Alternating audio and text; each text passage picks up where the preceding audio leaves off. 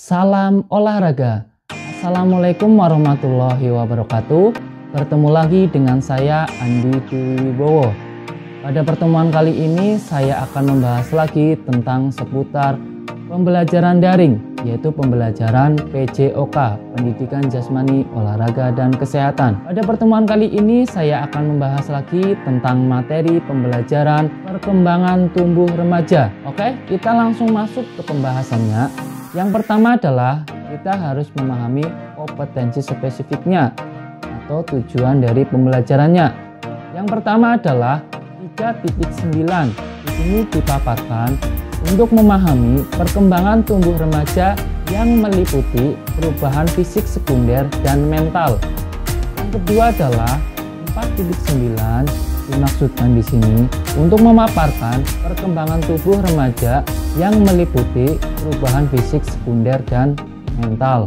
Itu adalah kompetensi fisiknya. Ke pembahasan selanjutnya adalah aktivitas pembelajarannya. Di sini dijelaskan yang pertama adalah A.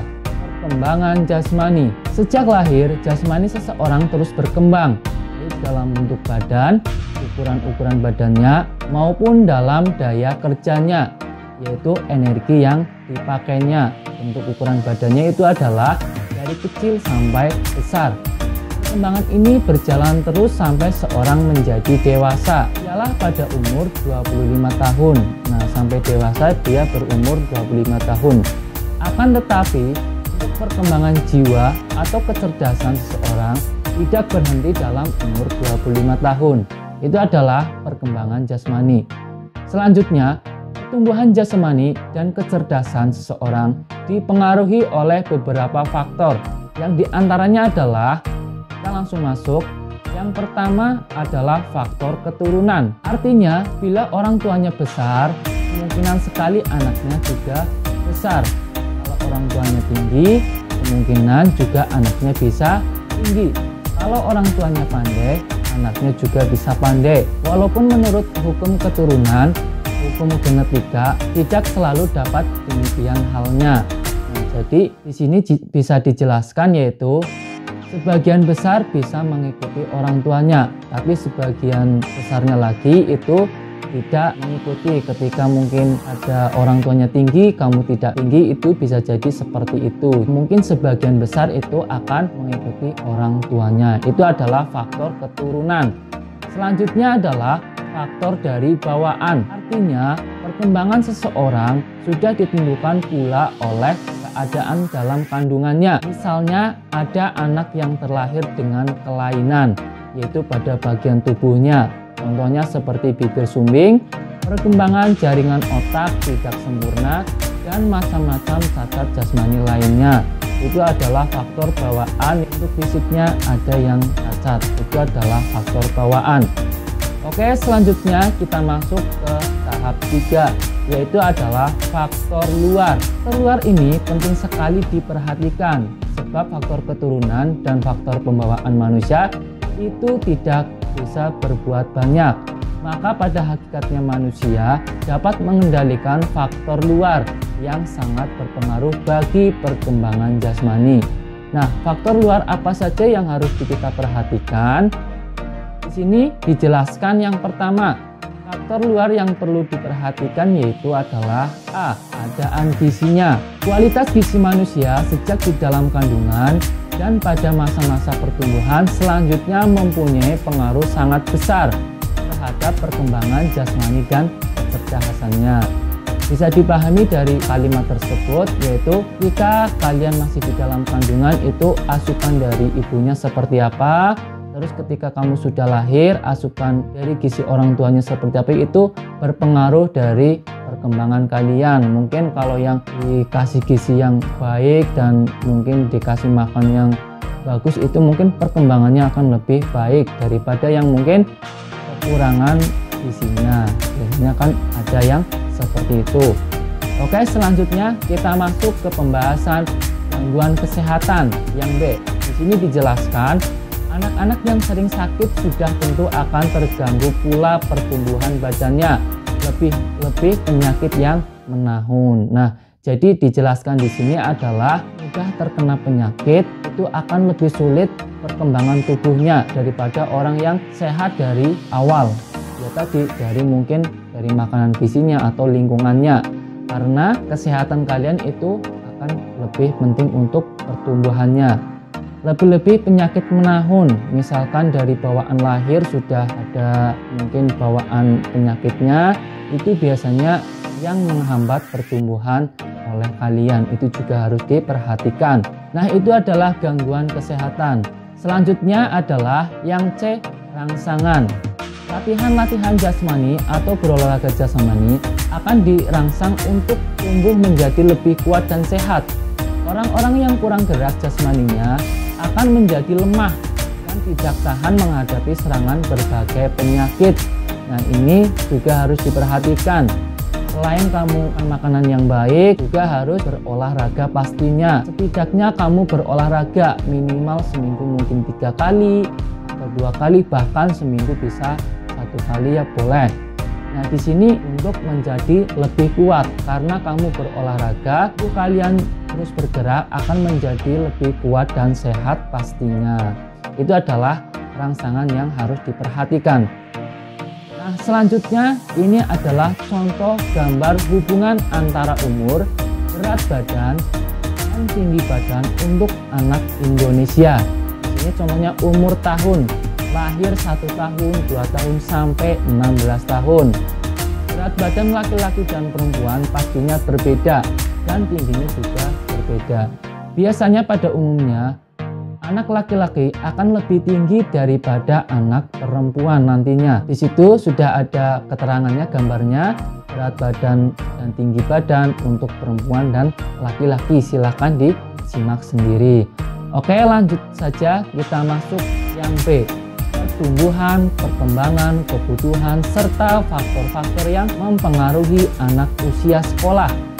Nah, di sini dijelaskan pertumbuhan dan perkembangan mempengaruhi dan dipengaruhi oleh interaction dan keputusan-keputusan yang diambilnya setiap saat, sehingga merupakan suatu proses yang dinamis. Memang ada beberapa tahap stadium tertentu di dalam proses pertumbuhan dan perkembangannya, tetapi setiap orang tumbuh dan berkembang dipengaruhi oleh faktor-faktor keturunan, lingkungan, dan pengalaman-pengalaman pribadi. Nah, jadi suatu pertumbuhan juga dipengaruhi oleh yang tadi, keturunan, lingkungan yang ada di sekitar kamu, terus pengalaman-pengalaman pribadi. Itu adalah suatu bentuk yang mempengaruhi anak usia sekolah. Langsung saja kita masuk. Yang pertama adalah untuk umur 6-14 tahun. Ini diperhatikan. Yang pertama adalah perkembangan jasmaninya. Apa saja? Yang A, perkembangan jasmani relatif lambat dibandingkan dengan usia sebelumnya, yaitu ketika dari mungkin usia 1 tahun sampai 5 tahun akan lebih cepat berkembang daripada usia 6-14 tahun. Masa pubertas ditandai dengan pertumbuhnya badan yang sangat cepat, yaitu pertumbuhan yang tinggi atau mungkin ada bentuk yang lainnya. Yang C adalah tanda-tanda masa remaja. Laki-laki suara besar, dan untuk perempuan membesarnya buah dada serta head pertama. Nah, ini untuk laki-laki ya, suaranya lebih plong atau lebih besar.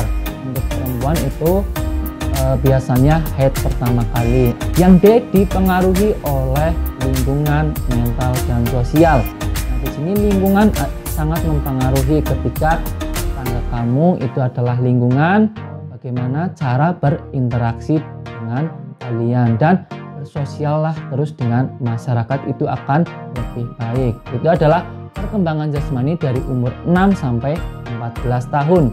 Nah, yang kedua itu untuk perkembangan jiwa, emosi, sosial, dan intelek. Di sini yang pertama A, mulai belajar menghitung untuk membaca dan menulis. Di sini juga sudah belajar menghitung dan membaca, menulis. Membaca biasanya di kelas 1 atau maupun 2 dan seterusnya. Yang B, dimulai perkembangannya kepribadian sosial dan mulai menyadari konsep-konsep hidup, contohnya moralitas dan norma kehidupan. Yang C adalah pada masa pubertas, yaitu pada umur 12 sampai 14 tahun. Energi meluap, hubungan dengan orang lain masih canggung. Oke, langsung saja ya, kita masuk ke selanjutnya adalah yang ketiga, kebutuhan. Nah, di sini kebutuhan yang pertama A, jumlah makanan yang cukup serta mempunyai nilai gizi yang tinggi, harus mempunyai asupan tadi ya, gizinya harus seimbang. Yang B, latihan jasmani dan istirahat yang cukup serta teratur tindakan-tindakan pencegahan penyakit. Nah, di sini harus latihan jasmani, yaitu berolahraga. Terus istirahat yang cukup, jangan banyak begadang. Itu adalah suatu tindakan untuk mencegah suatu penyakit atau yang disebut imun kita akan lebih kebal. Yang C, di dalam dan di luar lingkungan keluarga, misalnya di sekolah, pramukaan, dan sebagainya, perlu diberi kesempatan untuk dapat berkembang. Kepribadian yang meliputi sosial dan moral. Kegiatan yang di luar rumah itu ya diberikan kesempatan. Dan kesempatan itu kamu harus dipelajari, harus dimanfaatkan, bersosial dengan teman-temannya, harus berinteraksi. Selanjutnya yang keempat adalah faktor yang mempengaruhinya. Nah, adalah masalah gizi yang antara lain disebabkan oleh faktor emosional. Nah, ini adalah untuk gizinya. Yang B, penyakit. Pastinya orang akan terkena suatu penyakit, itu yang biasanya kendalanya. Terus yang C, kontak lingkungan lebih luas sehingga dapat menimbulkan konflik karena perubahan-perubahan yang ada di alamnya. Kita di lingkungan satu seperti ini, di lingkungan satunya berbeda lagi, di lingkungan seterusnya berbeda-beda. Nah, kamu harus beradaptasi. Itulah faktor yang mempengaruhinya. Nah, itu tadi untuk umur 6 sampai 14 tahun. Sekarang kita masuk ke dalam masa adolescensia, yaitu di mana disebut dengan masa remaja. Nah, di sini dibahas nanti berbeda ya antara masa remaja dan umur 6 sampai 14 tahun. Di sini dijelaskan yang pertama, perkembangan jasmaninya. Yang A adalah fungsi organ-organ endokrin telah mencapai kesempurnaan. Penambahan jaringan lemak di bawah kulit atau subkutan lebih banyak pada wanita daripada laki-laki. Jaringan otot pada anak laki-laki lebih berkembang daripada wanita. Biasanya yang lebih kuat energinya itu pasti yang laki-laki dibandingkan perempuan pada umumnya. Selanjutnya yang kedua adalah perkembangan jiwa, emosional, sosial, dan intelek. Yang pertama adalah faktor yang penting ialah perhatian terhadap seks. Terus yang B adalah pemikiran sudah kritis. Terus juga terhadap kewibawaan orang tuanya. Ketika kamu sudah masuk ke remaja, masa remaja itu harus berpikir kritis, juga harus kewibawaan terhadap orang tuanya harus diperhatikan, yaitu jangan egois menuruti diri sendiri, tapi harus diperhatikan dalam bentuk yang kritis. Terus yang C, emosi belum mencapai suatu stabilitas tertentu dan perlu adanya simpati dan nasihat. Itu simpati ya. Nah, di sini tadi emosional itu biasanya akan meledak. Jadi harus kalian harus mungkin bercerita dengan orang lain, perlu adanya simpati dan nasihat, harus mungkin dari orang tua dinasehatin. Itu adalah untuk perkembangan jiwa, emosi, sosial, dan intelek untuk di masa remaja. Selanjutnya kita masuk yang ketiga adalah kebutuhan. Yang pertama adalah diperlukannya adanya pengertian dari orang tua dan keluarga tentang proses perkembangannya dan sifat-sifat tertentu. Diperhatikan sifat kalian seperti apa, pasti orang tua sudah paham. Ketika orang tua belum memenuhi, ya kalian juga harus paham. Orang tua mungkin belum punya, kalian harus ya mungkin sabar ketika ingin sesuatu yang dimiliki. Yang B, perlu penanggapan secara perorangan. Jangan disamaratakan semua pihak tanpa tanpa mengabaikan faktor di luar diri mereka. Nah, mungkin orang tua juga harus selalu mengimbangi ketika ada masalah itu bisa untuk diceritakan. Kalau misalkan orang tua belum bisa seperti itu, ya kalian yang mendekat ke orang tuanya, mungkin orang tuanya yang sibuk atau lain sebagainya. Terus yang C, perlu bantuan dalam meringankan setiap tekanan atau stres ya, baik fisik maupun mental. Nah, ketika kamu stres, perlu ada seseorang yang untuk menasehati, untuk menanggapi suatu permasalahan, jangan dipendam sendiri. Itu adalah untuk kebutuhannya. Selanjutnya kita bahas ke 4 faktor yang mempengaruhinya. Kurang pengertian, pengetahuan serta perhatian tentang kesehatan dapat menimbulkan berbagai macam penyakit, cedera akibat kecelakaan, penyakit kulit, TBC, kekurangan gizi, obesitas dan lain sebagainya. Nah, tadi ya jelaskan di sini juga harus diperhatikan untuk kesehatannya, karena di sini serangan berbagai penyakit itu sangat banyak, apalagi sekarang mungkin lagi yang namanya pandemi atau COVID-19, itu juga harus diperhatikan untuk kesehatan kamu, bagaimana cara memperkuat imun kamu sendiri.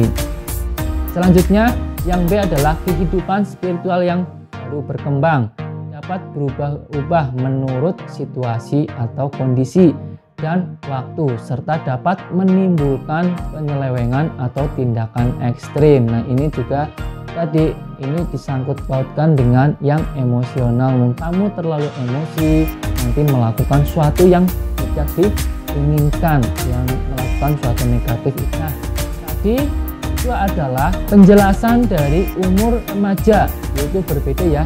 Yang tadi kan 6 sampai 14 tahun, yang tadi juga masa remaja itu berbeda antara umur 6 sampai 14 tahun sampai remaja pasti berbeda. Itu perbedaannya seperti itu, silahkan dipahami lebih lanjut.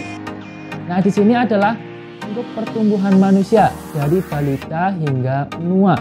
Nah, dari kecil ya, dari A itu masih bayi, B sekolah SD, C mungkin SMP, D SMA dan seterusnya. Dari bayi sekolah, terus kerja, hobi, mungkin berolahraga, setelah itu menua sampai yang A. Nah, di sini usaha yang harus memenuhi kebutuhan, untuk memenuhi kebutuhan dari pertumbuhan sampai ke usia menua itu pendidikan yang sehat. Nah, pendidikan yang sehat harus kalian kuasai, mungkin ya minimal SMA untuk bersekolah, biar kamu mempunyai wawasan yang lebih tinggi. Terus yang B, pemeliharaan kesehatan badan, termasuk pencegahan penyakit yang tadi.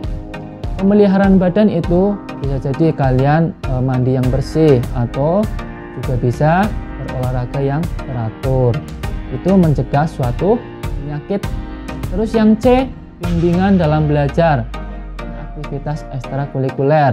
Kamu bisa mengikuti bimbingan belajar untuk menambah wawasan, dan mengikuti ekstrakurikuler juga untuk menambah wawasan, bisa ekstrakurikuler untuk olahraga maupun hal yang lainnya. Terus ada lagi yang D, pendidikan keterampilan. Kamu mungkin mempunyai keterampilan, itu harus dikembangkan. Olahraga kesehatan yang tadi dalam bentuk latihan olahraga. Yang F, pendidikan tentang bahaya lingkungan. Nah, kamu harus paham di lingkungan sekitar kamu, hal yang negatif, hal yang positif itu kamu harus tahu. Mana yang harus diambil, mana yang harus tidak. Itu adalah usaha-usaha untuk memenuhi kebutuhan dari yang tadi ya, untuk kehidupan dari bayi sampai tua lagi. Nah, itu saja tadi pembelajaran materi tentang pertumbuhan remaja. Nah, silakan kalian pelajari. Pada pertemuan remaja ini belum selesai, nanti ada pertemuan kedua. Nah, pertemuan kedua apa saja isinya? Yang pertama adalah A, ciri-ciri anak sehat dan tanda-tanda gangguan kesehatan, nanti itu apa saja isinya. Terus yang B, Pemanfaatan waktu luang untuk kesehatan itu apa saja? Nanti isinya ada di pertemuan kedua. Dan yang C, pola-pola hidup sehat. Nah, bagaimana cara hidup sehat? Itu nanti di pertemuan kedua nanti saya akan bahas. Ini adalah pertemuan ke-1 yang tadi membahas tentang umur yang tadi pertama 6-14 tahun dan masa remaja. Itu silahkan kalian pahami, silahkan kalian cermati untuk kedepannya lagi biar kehidupan kalian lebih bagus dan lebih sehat, terhindar dari suatu penyakit. Nah, silahkan kalian seperti biasa merangkum pembelajaran yang sudah kalian cermati di video kali ini. Dipahami dulu dari video pembelajaran pertama, dipahami dulu pemateri-pemateri yang sudah saya paparkan. Itu saja pertemuan kali ini. Tugasnya tadi merangkum pembelajaran pertumbuhan remaja dari video awal sampai akhir. Silahkan dipahami, dirangkum. Video kali ini kurang lebihnya mohon maaf. Wassalamualaikum warahmatullahi wabarakatuh.